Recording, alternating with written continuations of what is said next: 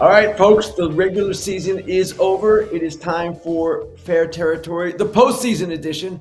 We're going to preview all four series as we go into the show today. Then we're going to talk about the managers who might be in trouble, what might be going on in the next couple of days. I expect a good amount of action. But first, let's look at the playoff series. Let's go one by one. We'll start with the American League. We'll start with the big one, the rivalry, the Red Sox and Yankees. Two focal points of this series, as you see the matchups right there. Aaron Judge will be one, Garrett Crochet will be the other. And of course, they've had some memorable matchups already this season. In the regular season, Crochet has not lost to the Yankees this year. Four starts, he's been mostly brilliant against them. And Judge has had his difficulties against Crochet, 3 for 15, 11 strikeouts. Why will Aaron Judge be the focal point? He's coming off one of the great seasons by a right-handed hitter in Major League history, the third time he has done that. And, of course, as we all know, he has struggled in the postseason. Let's look at Judge regular season and postseason, and I'll show you what I'm talking about. I'm sure Yankee fans are well acquainted with these numbers. Those are his career regular season numbers. 294 batting average, 413 on base, 615 slug for an OPS over 1,000. Now let's look at the postseason for Aaron Judge. Not quite as good. Batting average 205, on base 318, slug 450. I believe he has 16 homers and an OPS of 768. Not horrible, not great. You might say, Ken, small sample size. Well, yes, that's what the postseason is, small sample size. And the wildcard series is the smallest of sample sizes. Now, I mentioned Crochet. He'll be the game one starter for the Red Sox. He is their main hope for stealing the series and going deep into the postseason. There aren't many aces in October anymore. Many guys that you can count on and say, wow, he's got a chance to carry his team. I would say Tarek Skubal is one. I would say the Dodgers have a couple themselves. Maybe there's one or two others you would put in that category. Maybe Brian Wu if he's healthy with Seattle. But Crochet, as you see right there, the Red Sox say it, he is their guy. 3-0 with a 3.29 ERA in four starts against the Yankees this season. You see that too. Red Sox haven't lost to the Yankees in the playoffs since 2003. None of that stuff matters. What matters is who is on the field. And what matters also, of course, is the other starting pitching in this series. Max Fried for the Yankees, Carlos Rodon, and probably Cam Schlittler, and also the bullpens. Now, the Red Sox are going to come in game two with Brian Bayo.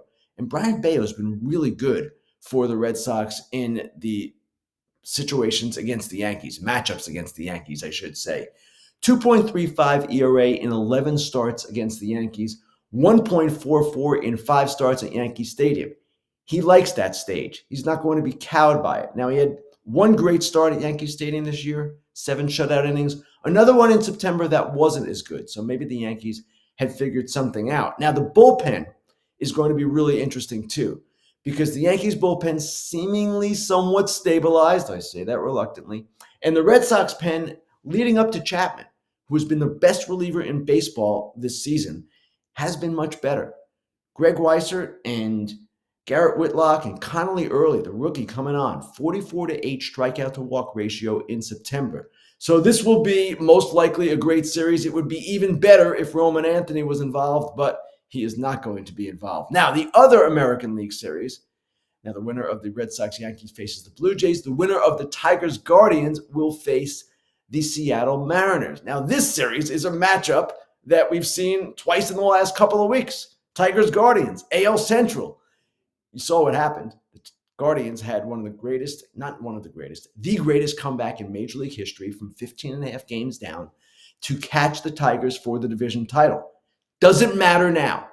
Everything starts over with the postseason. And as strange as this is, as the Tigers went 3-13 down the stretch, the Guardians 18-4, Tarek Skubal gives the Tigers the same advantage that Garrett Crochet gives the Red Sox, even over Max Fried, in the other series.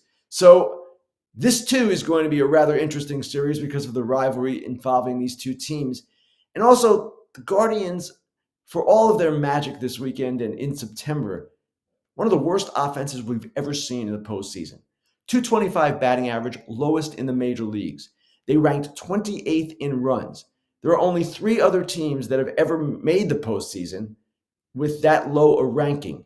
It's two teams from the 2020 expanded playoffs. There were 16 teams in the pandemic shortened season, barely even count. And then the 2005 San Diego Padres with Bruce Bochy as their manager. So the Guardians aren't exactly a major offensive threat, but the Tigers haven't been either in September. And the Tigers' offense has been a question, really, even when they were hot. People were saying, well, how are they doing this? They're not that dynamic in offense. And in September, the Guardians' offense was actually better. So this will be the third time in 3 weeks the Guardians are going to see Skubal. They've had limited success at best against him. They had one crazy guards ball innings against him, or that kind of inning against him in their previous series. But I would expect Skubal is going to be really good. Gavin Williams and the rest of the Guardians rotation has been incredible down the stretch. That's why they stole the AL Central title from Detroit. And the Tigers rotation beyond Skubal, it's Jack Flaherty, it's Casey Mize, who's been decent at times. I don't know. And I don't know about their bullpen either. So what looked like a dominant Tigers team turned into a much less dominant Tigers team. And the one thing I'll say about Detroit, though, as we go into this, I have a vivid memory of the 2023 Texas Rangers, 8-8 down the stretch. They lose 3 of 4 in Seattle in the final series to blow the division title. They've got to go all the way across the country to face Tampa Bay. We all thought they'd be a quick knockout, and they weren't. So maybe the Tigers find their footing here, but the Guardians have this thing going with them. They're going to be at home where they've been a really good team. We'll see how this plays out in the American League. Now, in the National League, two really interesting series. And I know people are going to say, wait a second, the Reds have no chance against the Dodgers. Actually, they do, in my estimation. And they do because of a guy that I should have mentioned with Skubal and Crochet earlier, Hunter Green. Hunter Green has been one of the most dominant pitchers in baseball the last month or so, and he's not the only dominant starter that the Reds have. They also have Nick Lodolo and Andrew Abbott. Andrew Abbott likely will get some Cy Young votes. This is a rotation that in a short series can do some damage. The problem for the Reds, actually it's twofold. They don't really hit either, like their Ohio neighbors. They are particularly vulnerable to left-handed pitching, and the Dodgers are going to throw a bunch of left-handers at them in this series, starting with Blake Snell in Game 1 and a number of relievers. Reds only 25th in OPS against left-handed pitching this season. And the other thing that is an equalizer for the Dodgers, if you want to even call it that, maybe even an advantage for the Dodgers, is their rotation. We're talking about Snell, Yamamoto, and Shohei Ohtani likely in Game 3. The Dodgers seemingly want Ohtani in Game 3 so he can have a day off after the day he pitches. So regardless of whether they win the series in 3 or whether he starts Game 1 of the DS, he'd have a day off after he pitches. That rotation that I just listed, Snell, Yamamoto, Ohtani, that's as good as the Reds rotation. But at the same time, you just don't know how this is going to play out. And the other factor here, the Reds bullpen has been hot. It's also got to be tired at this point after that stretch run in which they caught the Mets and beat them out for that final wild card. The Dodgers bullpen, big time question. We know that. Now we're going to see Sasaki in the bullpen in this series, not Kershaw. Kershaw started the last game and will not be available, will not be on the roster. But that Dodgers bullpen has been an area of vulnerability. There's no question about it. So the winner of this series will face the Phillies. That would be an amazing matchup if it was Dodgers-Phillies. That's really what you would want to see in an NLCS type situation. But here we go. Most people, virtually all people, I'm sure, will pick the Dodgers. And I understand it. The Dodgers, though, might not have Will Smith. They're facing a team with a really good rotation. I don't see the Reds winning, but I can see a scenario in which this is much closer, at least in the games and the way they're playing out, than we think it's going to be. And finally, the final series, and this one is really interesting. It's Padres at Cubs, two teams that at various points this season looked like perhaps the best team in baseball. It was early in the season for both of them. The Cubs had that dominant offensive first half. The Padres had that amazing start. And then at the deadline again, when they reinforced themselves, people like myself were thinking, wow, they can overtake the Dodgers. They can be really good. Now, it didn't happen for the Padres. And I see them now as a team that is very dangerous going into this postseason. Now, they're much better at Petco than they are at home. And of course, they'll be on the road at Wrigley. They're 38-43 on the road this season, 50-31. I'm sorry, the Padres 38-43 on the road. The Cubs are rather good at Wrigley, as we all know, 50-31. The question is, can the Padres, with their bullpen, emerge as this dominant force in the postseason? Now, their offense, a little questionable here. Laureano being hurt is not going to help matters at all. But Tatis and Merrill have gotten hot. Manny had a big season finale on Sunday. I can see the Padres putting this together now. I don't know that it's going to happen. And they've been a team where at times it's looked like something is missing this season, especially in the second half. But if they get quality starts, and they should out of Pivetta in game 1 and Cesar King maybe in game 2, they can be a force. Now, the Cubs, too, are in the same category. They can be a team that goes on a run here, but we haven't seen that offense click in quite some time. And Kyle Tucker, he's coming back now, came back this weekend. We'll see how he is in the playoffs. We'll see if he's okay coming off that leg injury. I just don't know whether the Cubs offense is going to ignite the way we saw it ignite in the first half. Again, it hasn't happened. What is underestimated about the Cubs is their pitching. It's been quite good. And yes, they're going to be without Cade Horton, their best starting pitcher down the stretch, the rookie who will be either first or second in the NL Rookie of the Year balloting. But they still have Imanaga. They still have Boyd. They still have Jameson Taillon. And the Padres have struggled against lefties. And Imanaga and Boyd are both left-handed. Padres 19th in the league in OPS against left-handers. So I don't know which way this is going. I don't know which team is going to end up facing the Brewers. But this is going to be a test of two teams that we've seen at times this year be really good. Can they be really good again in the postseason? Well, we're about to find out. So there you have it. The top 4 series, the first 4 series, we're going to see wild card series, then leading to the division series, the Mariners, the Blue Jays, and in the National League, the Phillies and the Brewers, they get to rest up and get to see how this all plays out this week. We'll be right back with the Inside Dish. Okay, AJ, our slab pack ripping continues. Now, you just ripped a card that I think you're actually going to keep. I am. I'm going to keep it. It's a Ken Griffey Jr. rookie card. The old, isn't this the famous Upper Deck one, I believe it is?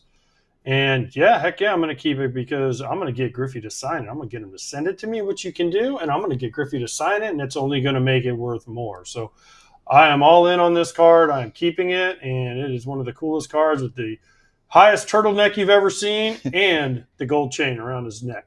Graded 9, 1989 Upper Deck. You get the offer for $179. It's valued at around $199. And you're like, nah, I'm keeping it. But if you wanted to sell it back instantly, you can. It's the beauty of Arena Club. AJ is going to send in and get the physical card sent to him.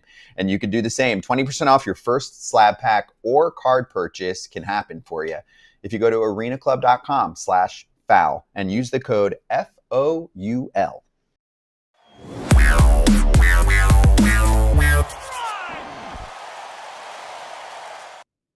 All right, time now for the Inside Dish, the part of the show where I talk about maybe a story I've written, a trend in the game, something going on.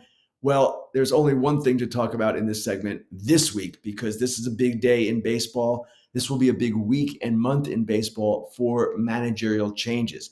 I wrote about this on Friday in The Athletic. I went through 15 teams that could have a change in their head of baseball operations or their manager's seat, and we're going to go through some of them here because obviously, in baseball, things change quickly. Things might have even changed this weekend. Now, the big question I'm sure a lot of Mets fans have after their team has collapsed with a $340 million payroll is Carlos Mendoza.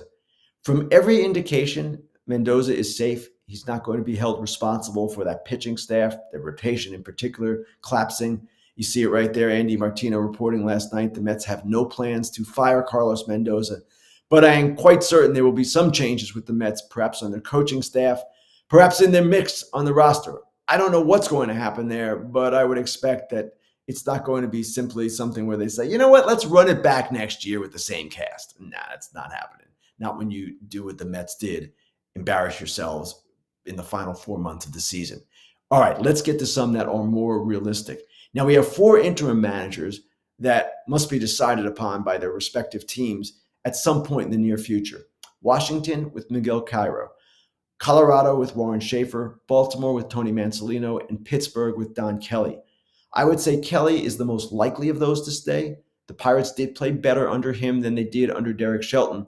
The real question in Pittsburgh is the future of their general manager, Ben Cherington, who has presided over 6 straight losing seasons. If Cherington goes, perhaps then Kelly goes too, but right now we don't have any indication one way or the other how that is all going to turn out. 2 other big questions regarding managers in Atlanta and in Texas. Brian Snitker and Bruce Bochy. Will they continue on, or will they retire or step aside? That is something that looked pretty clear at one point this season, at least for Snitker. It seemed like he was going to retire, but in recent weeks, he's kind of hinted that he'd like to stick around, maybe not end on the way he did with that injury-marred season that the Braves had. They still have a ton of talent. They still have a roster that should contend for a division title next year, certainly a postseason berth. If this job opens, it might be the most desirable job of all of them, but it's not clear whether it's going to open. Bruce Bochy in Texas. I was around him this weekend. He is giving no indications one way or the other of what he wants to do, whether he wants to continue managing, be it in Texas or in San Francisco if that opens up. That's been a rumor going around. I'm not sure I see it, but stranger things have happened. So Bochy has to make a decision, and the Rangers have to make a decision too. And as I wrote, the Rangers are going to be cutting payroll this offseason because they didn't get to the playoffs after increasing payroll, and it's going to come down. Does Bochy want to be with that team for another year of potential frustration? And if, hypothetically, the Giants are interested in him, I'm sure Buster Posey has some interest in Bruce Bochy, would he want to risk his legacy there by going back into an uncertain situation in a tough division? None of these questions we have the answers to, but we should find out more in the coming days. Now, I mentioned San Francisco. That's a really fascinating situation. Bob Melvin, their manager, had his option picked up on July 1st. So on July 1st, just 3 months ago, Buster Posey, as president of baseball operations, determined that he wanted Bob Melvin for his manager in 2026. And yet the Giants' season was one of such extremes, highs and lows again, that certainly there is talk in the Bay Area, and there are articles written by Andrew Baggerly of The Athletic this morning and others about Melvin's uncertain future. It is not certain he's going to come back. The players really like him. They have been outspoken on his behalf, but it doesn't mean that Buster Posey sees it that way. So that's a situation to watch. And Minnesota is another one. Minnesota with Rocco Baldelli, you might say, hey, they traded half their team at the deadline. Come on, you can't fire the guy after they did that. Traded half their team at the deadline, had their usual run of injuries. Whoa, wait a second. But Baldelli has been there, I believe, 7 years now, and they may decide we're going even younger. We just want to make a change and go to a different manager who perhaps would be more suited to managing an even younger team that they had at the end of the season. Not sure that's going to happen. Starting August 18th, when Rocco Baldelli challenged the Twins to be more aggressive on their base running, that team picked it up a little bit. So perhaps the management of that team looks at them and says, okay, you know what? He got them going again, at least in that respect. Let's keep him on. Uncertain situation. The team was recently not sold, but took on some minority investors. So they've been kind of in a weird spot the whole season. We'll see how that plays out. And then Joe Espada in Houston. Now, Joe Espada, to me, does not deserve to be fired. And in fact, a couple of weeks ago, I wrote he was the front runner for American League Manager of the Year for keeping that team going when they had so many injuries. 18 players on the injured list in late July, including 8 starting pitchers. They lost Yordan Alvarez, for almost 3 months. Jeremy Pena, Isaac Paredes missed significant lengths of time, as did their closer, Josh Hader. The fact that they contended as long as they did was actually an upset. But their owner, Jim Crane, is something of a wild card.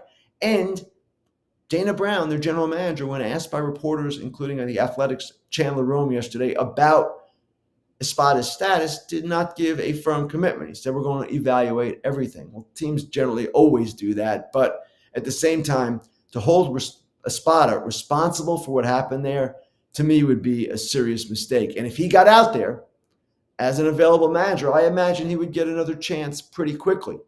Two other situations to mention, only because if these teams flame out early, it's possible that you could see a change. Philadelphia Phillies with Rob Thompson, New York Yankees with Aaron Boone. I really don't see Boone getting fired. They played well down the stretch. They look like a team right now. Yes, they could go out in the first round, but yes, they also could go to the World Series and maybe even win it. They have that much talent. They have an offense that, while yes, is home run reliant, can also beat you in other ways. They have a starting rotation led by Max Fried and Carlos Rodon that is really good, and a bullpen that has not yet put it together, but at the same time is really good when it's clicking. So I don't see them playing poorly. I don't see them firing Aaron Boone. Rob Thompson, I don't really see that one either, but the Phillies have had progressively earlier exits in each of the last two postseasons, World Series in 22, NLCS in 23, Division Series in 24. Should they get knocked out in the Division Series, yeah, could you see the question arising? You certainly could. So that is a whole lot of talk about a whole lot of different managers that might be or might not be in trouble. We're going to see in the coming days how this all plays out. It's going to be a kind of an interesting week, to say the least. We'll be back right after this with Grillin Ken. AJ, let's talk steaks. Omaha Steaks, to be precise. Big discounts we'll tell you about coming up in just a sec on the website, but also every steak is perfectly aged to maximize tenderness and hand-cut by master butchers in America's heartland. It's been around since 1917. They know what they're doing. Absolutely, they know what they're doing. They come prepackaged, perfect sizes, portion size. You can get any kind of cut you want, any kind of meat you want, and it all comes out delicious. You can freeze it. You can thaw it right away. There's hamburgers, there's steaks, there's chicken, there's pork chops. There's everything you could ever want, and it comes out delicious every time. Save big with Omaha Steaks. Visit omahasteaks.com for 50% off site-wide and an extra 20% off select favorites during their early Black Friday sale. And for an extra $35 off, use promo code FOUL at checkout. Terms apply. See site for details. That's 50% off at omahasteaks.com. Promo code FOUL at checkout. Terms apply. See site for details. BetMGM players will receive an MLB Parlay Boost token. To use the token, add a parlay wager made up of entirely MLB bets to your bet slip and activate the token. Score extra winnings if your wager that was made with the Parlay Boost token wins. Gambling problem or concern? There is help. Call 1-800-GAMBLER.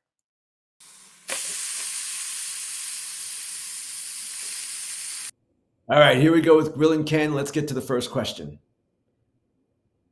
This one comes from the Metsed Up podcast. What should David Stearns learn from this mess? Great question. And David Stearns, as Mets president of baseball operations, is one of the more talented, intelligent executives in the game. It's no question about that. But what happened here was a collapse of starting pitching that really doomed the Mets. I was looking yesterday offensively. Since the deadline, they were number one in the majors, number one in runs per game. This was simply a product of a failed rotation. Now, they made some poor decisions, Stearns did, in the offseason. Sean Manaea was maybe a good pitcher, but not someone you can necessarily rely on the way they did. He did get hurt, and that compromised him. Frankie Montas was a decision they always questioned. People always questioned. Clay Holmes turned out to be a good signing, I would say. So they had that. They didn't go for any of the frontline guys, and that's something Stearns does not like to do, and maybe that's the lesson here. Maybe you've got to go big for a starting pitcher in a way that they didn't. They were in the Crochet talks, but did not get him. Now, they do have the three kids, McLean, Sproat, and Tong, that presumably will play big roles for them next season. You could argue they should have brought up McLean earlier, but to be in the position they were in, so shorthanded, and I know they had injuries too. Griffin Canning was another one. But to be in that position, that's the lesson here. You cannot be that short on starting pitching. You've got to have better depth, I should say. So we'll take one more question before we get out of here. Let's see what we got here. This one comes from Omar Alasanta, who asks, do you think the Brewers will continue their incredible regular season, carry it into the postseason? That is one of the defining questions of this October. And I would say that the Brewers are in a good spot here. I don't know, as I said earlier, that the Cubs or Padres are going to be that dominant a postseason team. They've had their moments, yes, and they have questions about them. The Brewers are a team that people underrate simply because they're the Brewers. They play in this small market. They don't have big stars other than Yelich. No. They've had great pitching all season. Now, it's a little banged up right now, and that's going to be one of the questions they have to deal with. How's Tyler McGill? How is Jose Quintana? What do you do with the Miz, who struggled down the stretch? But Freddie Peralta has been dominant. They'll also be missing Woodruff. Peralta, Priester, that group, pretty darn good. That's the key to the Brewers. Their pitching. That has been the key. And they're also a team that doesn't strike out much. Those kinds of teams generally fare well in the postseason.